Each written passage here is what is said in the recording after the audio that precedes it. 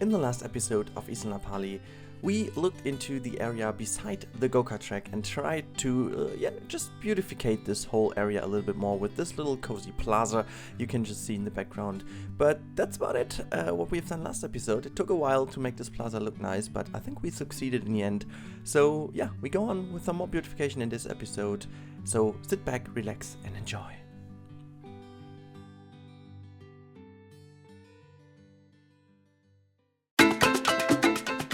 Alright, welcome to the next episode of Isla Napali.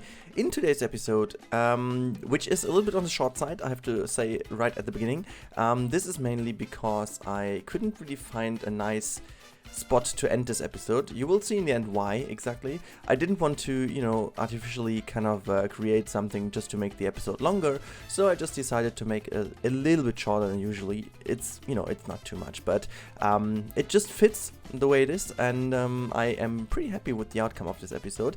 We are starting to finish off the first part of Isla Napali, and this is the last thing which is really missing from the left-hand side of this park are two main things. Actually three, but I think I want to tackle two first and then release it already as the first thing of Isla Napali. So what is missing at the first thing is the hotel area, and this over here will be the last bit of the actual park before it goes into the hotel area. So this is just a little bit of a lookout area from where you can really look nicely at the beautiful coastline and also at the dive coaster, and there will be something else that you will be able to look at later on, and this is the third thing I just didn't want to talk about yet.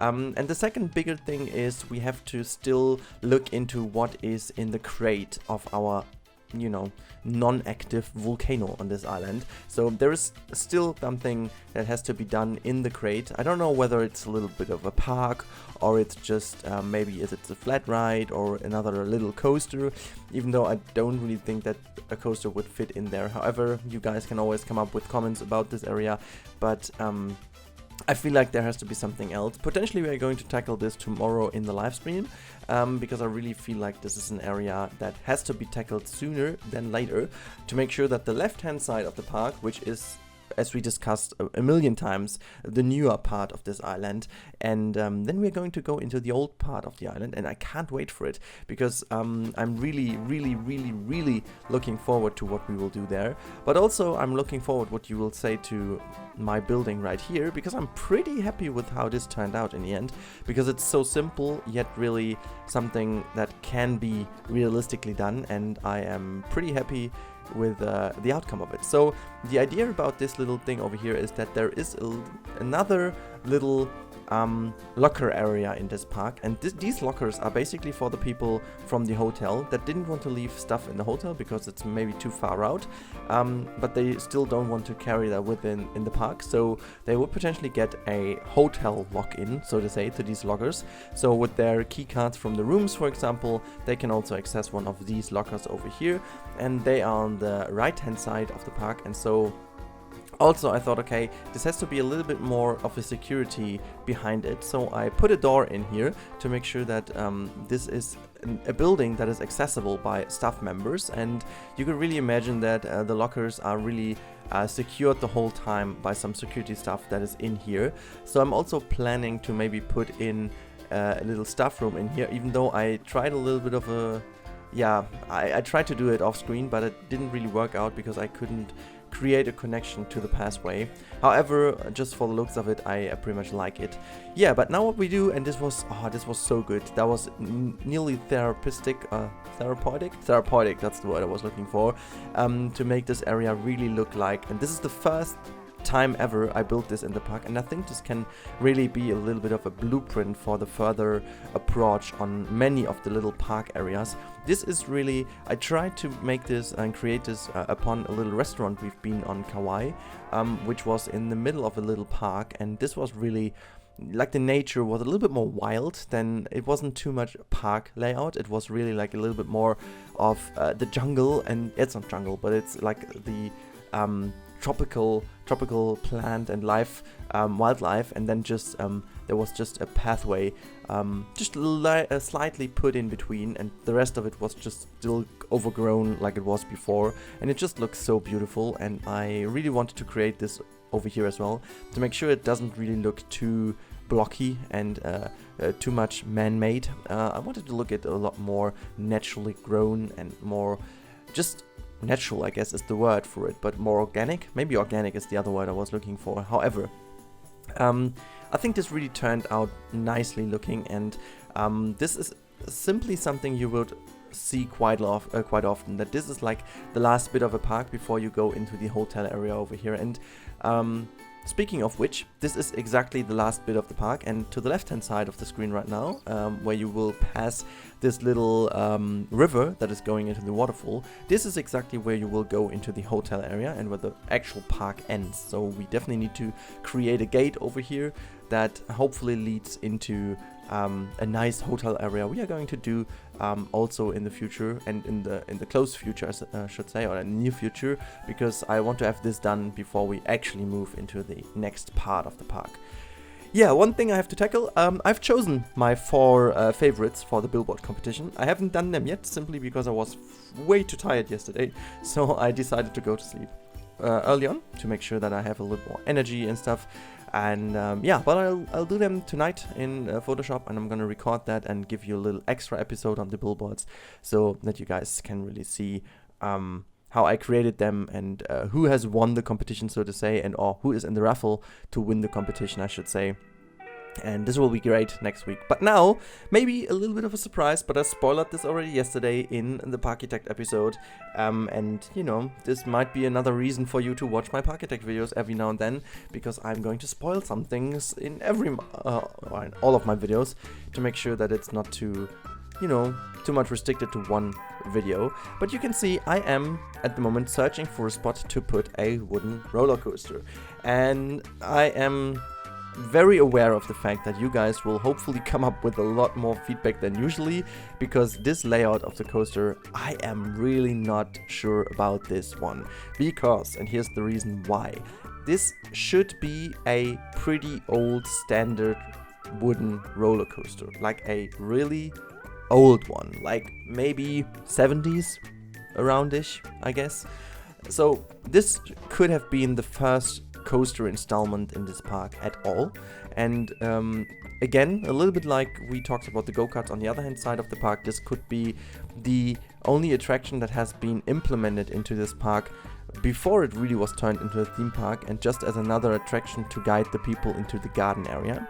This is also why this right-hand side of the park will be a lot more green, a lot more park-ish in terms of nature, in terms of a narrow path and stuff like that, in comparison to the other hand side of the island, which is really more theme park-ish, because it's way more modern and way more built according to the demands of a modern theme park. And this is more like the very old theme park, where you will see a lot more plants, a lot more bigger trees, a lot more stuff like that, and obviously the old roller coaster that you can see over here. We also have to make sure that we find another place where the octopus ride has been, and maybe put something else there, I don't know.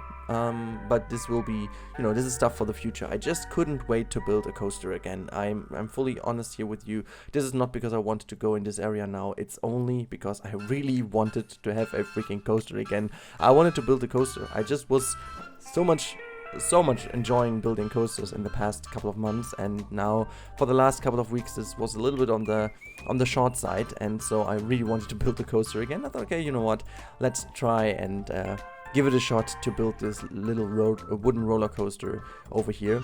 I am fairly happy, to be honest, with the layout, but you know, it's just me. I'm not an expert. I was looking some pictures. Sorry, my allergy, but I don't want to, you know, I don't want to just cut the video in a million times, so in a million pieces, so I'm just continuing with my voiceover now.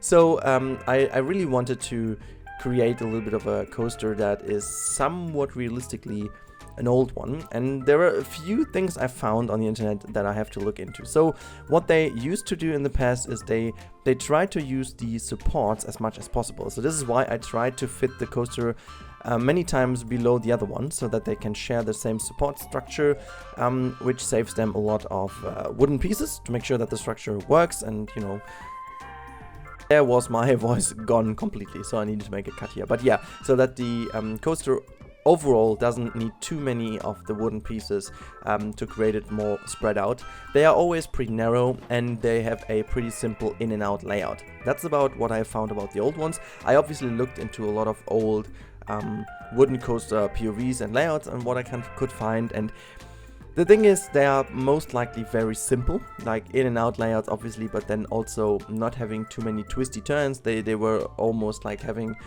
standard things like a hairpin to bring it into the other direction, maybe an S-curve to just sweep it a little bit from the left to the right hand side, and that's about it. So I wanted to somehow, you know, relate to these things, but on the other hand side, I really wanted to make sure that it still is interesting. So it is kind of a custom build for this island, and since this island is very much tropical and, you know, there's like a little bit of a rhythm of this island, I wanted to make this a little bit more flowing without being too strict and too straight, I should say.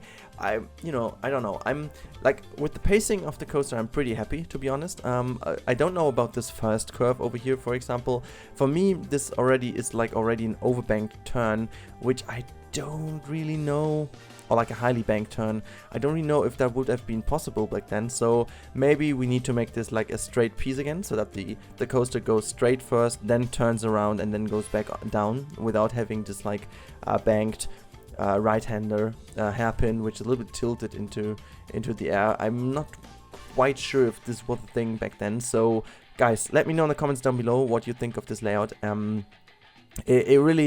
I really had a lot of fun building it, but I'm not too sure, so I need your feedback on this, and if you like it, on what you would improve about this layout. But that's about it. The commentary is about to end in a few seconds, since the episode is also about to end in a few seconds.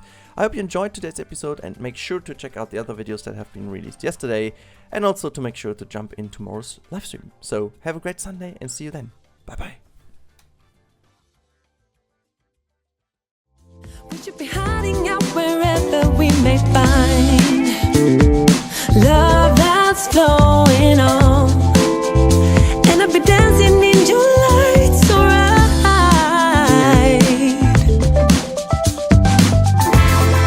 Play with me, let's play around.